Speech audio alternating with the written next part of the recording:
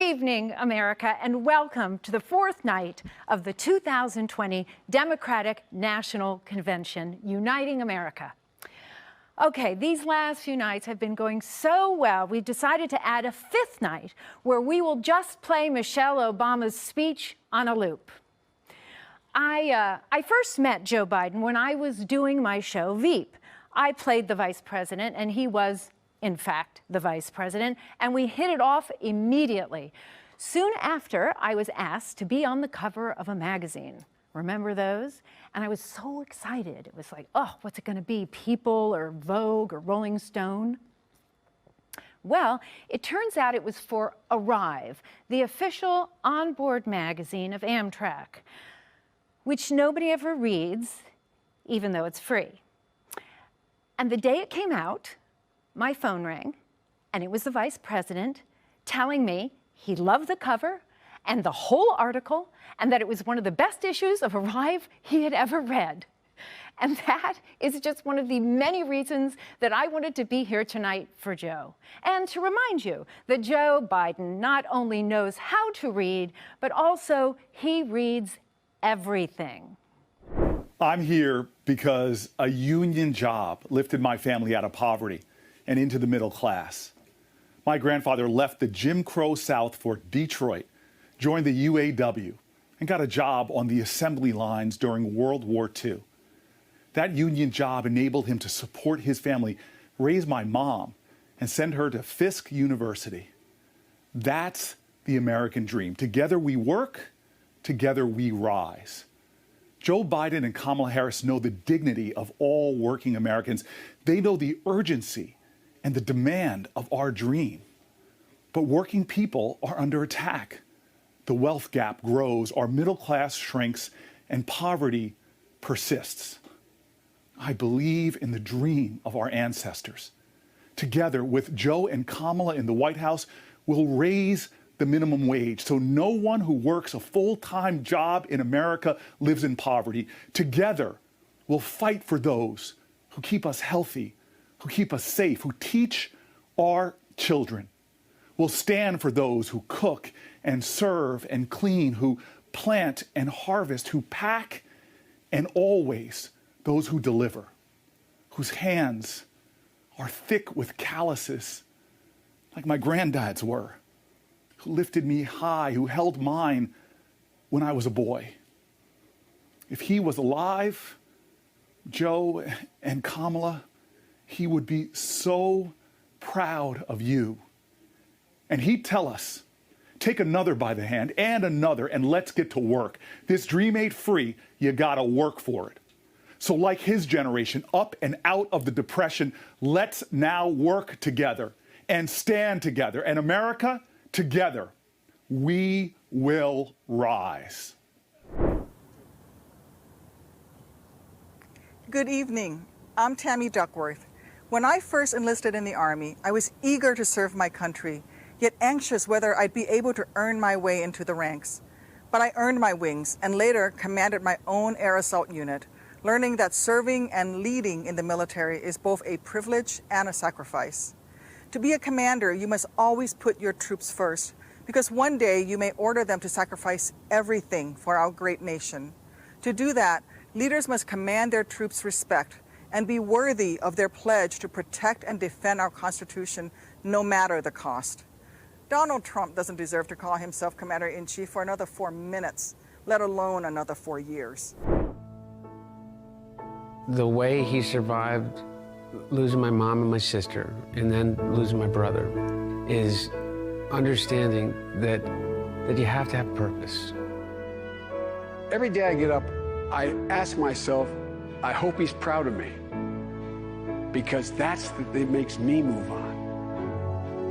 It's a very rare quality to bring your empathy skills to the process of governing.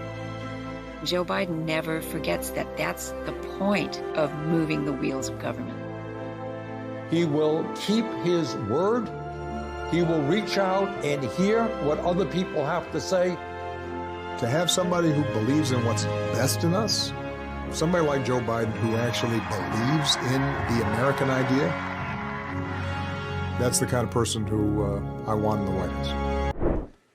Good evening.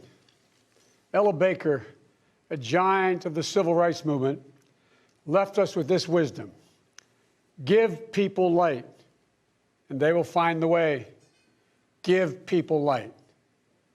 Those are words for our time. The current president has cloaked American darkness for much too long. Too much anger, too much fear, too much division. Here and now, I give you my word. If you entrust me with the presidency, I will draw on the best of us, not the worst. I will be an ally of the light, not the darkness. It's time for us, for we the people, to come together. And make no mistake, united we can and will overcome this season of darkness in America. We'll choose hope over fear, facts over fiction, fairness over privilege. I'm a proud Democrat, and I'll be proud to carry the banner of our party into the general election. So it's with great honor and humility I accept this nomination for President of the United States of America. I understand how hard it is to have any hope right now. On this summer night, let me take a moment to speak to those of you who have lost the most. I have some idea how it feels to lose someone you love. I know that deep black hole that opens up in the middle of your chest and you feel like you're being sucked into it. I know how mean and cruel and unfair life can be sometimes. But I've learned two things.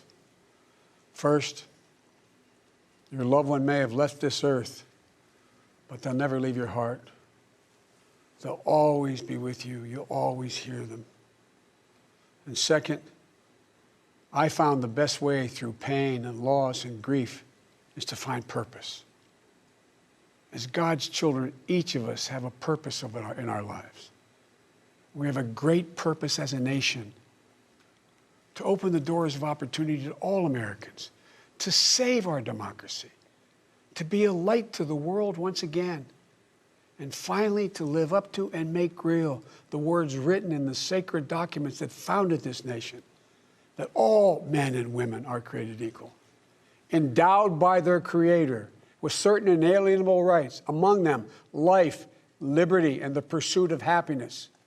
One of the most important conversations I've had this entire campaign, it was with someone who was much too young to vote. I met with 6-year-old Gianna Floyd the day before her daddy, George Floyd, was laid to rest. She's an incredibly brave little girl. And I'll never forget it. When I leaned down to speak to her, she looked in my eyes and she said, and I quote, "Daddy changed the world. Daddy changed the world." Her words burrowed deep into my heart. Maybe George Floyd's murder was a breaking point. Maybe John Lewis's passing the inspiration. But however it's come to be, however it's happened, America's ready, in John's words, to lay down, quote, the heavy burden of hate at last, and to end the hard work of rooting out our systemic racism. You know, American history tells us that it's been in our darkest moments that we've made our greatest progress, that we found the light. In this dark moment, I believe we're poised to make great progress again, that we can find the light once more. I believe there's only one way forward.